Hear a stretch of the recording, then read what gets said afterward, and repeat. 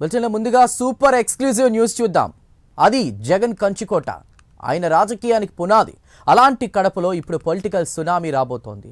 అవినీతి ఆరోపణలతో YCP mayor పదవి కోల్పోవడంతో ఇప్పుడు ఆ పీఠం కోసం హోరాహోరీ ఫైట్ మొదలైంది. బలం లేకపోయినా అధికార బలంతో గెలవాలని కూటమి చూస్తోంది. కానీ మాజీ మేయర్ కోర్టుకు వెళ్లడంతో కథకు ఊహించని ట్విస్ట్ పడింది. అసలు జగన్ తన సొంత కోటను కాపాడుకుంటారా, లేక కూటమి పాగా వేసి వైసీపీకి కోలుకోలేని షాక్ ఇస్తుందా?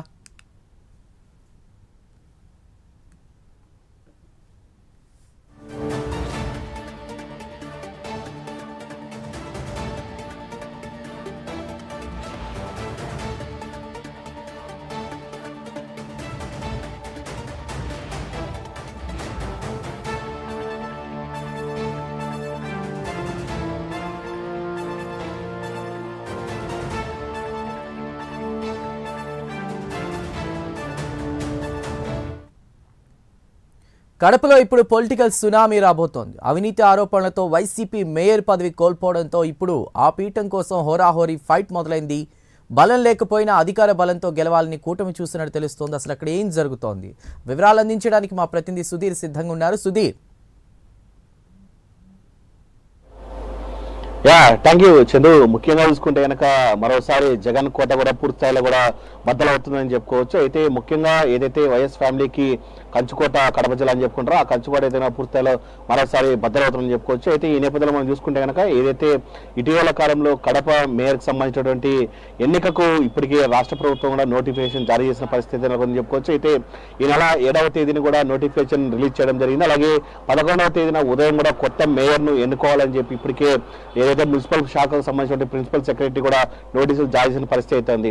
అయితే ముఖ్యంగా చూసుకుంటే కనుక ఇటీవల కాలంలో రాష్ట్రంలో కుటుంబ ప్రభుత్వం ఏర్పడిన తర్వాత కూడా పూర్తిస్థాయిలో కూడా కడప మేయర్ పూర్తిస్థాయిలో కూడా అవినీతి అక్రమాలకు పాల్పడుతున్న నేపథ్యంలో కూడా కడప ఎమ్మెల్యే మాధవరెడ్డి కావచ్చు, అలాగే జిల్లా అధ్యక్షుడు రెడ్డప్ప గారు శ్రీనివాసరెడ్డి కూడా పూర్తిస్థాయిలో కూడా విజిలెన్స్ ఎంక్వైరీ కమిటీకి కూడా వేయడం జరిగింది. అయితే ఈ నేపథ్యంలో కూడా విజిలెన్స్ ఎంక్వైరీ కమిటీ కూడా పూర్తిస్థాయిలో కూడా ఏదైతే మేయర్ సురేష్ బాబుకు సంబంధించినటువంటి తన కుటుంబ సభ్యుల పేరుతో కూడా దాదాపుగా 7 వర్కులకు సంబంధించినటువంటి వర్కులు ఏదో చేశారు. దాదాపుగా ఆ వర్కులకు సంబంధించి కూడా పూర్తిస్థాయిలో కూడా ఇప్పటికే ఒక నివేదికను తయారు చేసి ఏదైతే రాష్ట్ర మున్సిపల్ శాఖకు కూడా ఇవ్వడం జరిగింది. ఈ నేపథ్యంలో కూడా మున్సిపల్ శాఖకు సంబంధించిన ప్రిన్సిపల్ సెక్రటరీ కూడా పలుసార్లు కూడా దీని మీద విచారించడం జరిగింది. ఆ నేపథ్యంలో కూడా సురేష్ బాబును పూర్తిస్థాయిలో పదవి నుంచి తప్పిస్తున్నామని చెప్పి ఒక జీవోను కూడా రిలీజ్ చేయడం జరిగింది. ఈ నేపథ్యంలో కడప మేయర్ పూర్తిస్థాయిలో కూడా ఇక్కడ ఖాళీ కావడంతో కూడా పూర్తిస్థాయిలో మరోసారి ఎన్నికలు జరపాలని చెప్పి నోటిఫికేషన్ జారీ చేశారు. అయితే ఈ నేపథ్యంలో కూడా ఇక్కడైతే కనుక పూర్తిస్థాయిలో కడపలో అయితే కనుక పూర్తిస్థాయిలో హోరాహోరీగా జరుగుతుందని చెప్పుకోవచ్చు. అయితే కుటుంబ ప్రభుత్వానికి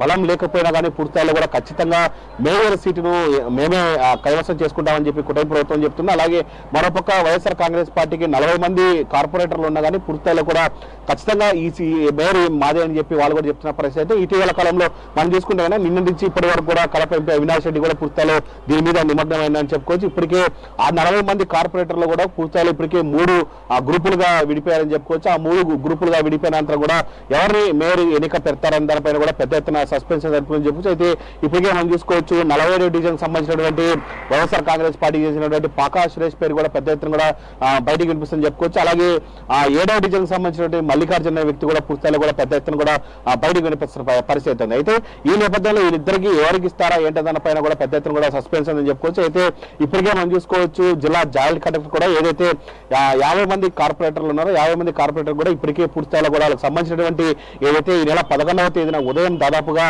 11 గంటల సమయంలో కూడా పూర్తిస్థాయిలో కూడా ఎన్నిక జరుపుతాం. ఈ ఎన్నికకు ఖచ్చితంగా అందరూ హాజరు కావాలి కార్పొరేటర్లు అందరూ కూడా అని చెప్పి వాళ్ళకైతే కనుక ఒక నోటీసు పంపించడం జరిగింది. అయితే ఈ నెల 11వ తేదీ కూడా పూర్తిస్థాయిలో కార్పొరేషన్ సంబంధించినటువంటి నూతన మేయర్ని అయితే ఎన్నుకునే ప్రక్రియ ఉందని చెప్పుకోవచ్చు. మరోపక్క కుటుంబ ప్రభుత్వం కూడా ఖచ్చితంగా తమదే కైవసం చేసుకుంటామని చెప్పి చెప్తున్న పరిస్థితి ఉంది. అయితే మనం చూసుకోవచ్చు పూర్తిస్థాయిలో కూడా కుటుంబ ప్రభుత్వం వచ్చిన తర్వాత కూడా అటు ఖచ్చితంగా ఇక్కడ ఉన్నటువంటి ఏదైతే అటు జెడ్పీటీ సర్పంచ్ కావచ్చు అన్ని కూడా పూర్తిస్థాయిలో కైవసం చేసుకున్న పరిస్థితి ఉంది. అయితే ఈ నెల 11వ తేదీ ఉదయం ఏం జరుగుతుంది ఏంటన్న దానిపైన కూడా పెద్ద ఎత్తున సస్పెన్స్ ఉందని మనం చెప్పుకోవచ్చు. Chandu. Right Sudheer, thank you.